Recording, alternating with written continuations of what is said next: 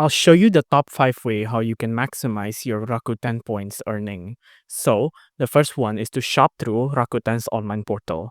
To earn Rakuten points, make sure to shop through Rakuten's online portal or app. This is where you'll earn cashback or points on your purchases from a wide range of stores.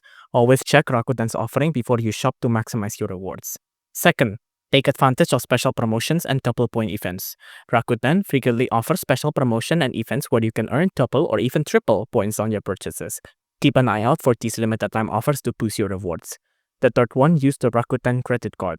Rakuten offers a credit card to earn points for every purchase you make. By using a Rakuten credit card in conjunction with the online portal, you can stack up rewards for both the card and the Rakuten's cashback program. The fourth one, you can refer friends and family. Rakuten's referral program lets you earn bonus points when friends or family sign up and make their first purchases. This is a great way to earn additional points, especially when sharing benefits with others. The fifth one and the final one, shop at Rakuten's partner retailers. Rakuten partners with thousands of retailers. Some of these stores have a bonus point opportunities or offer higher rewards. Make sure to check Rakuten's partner retailer list and shop from stores offering these points in return.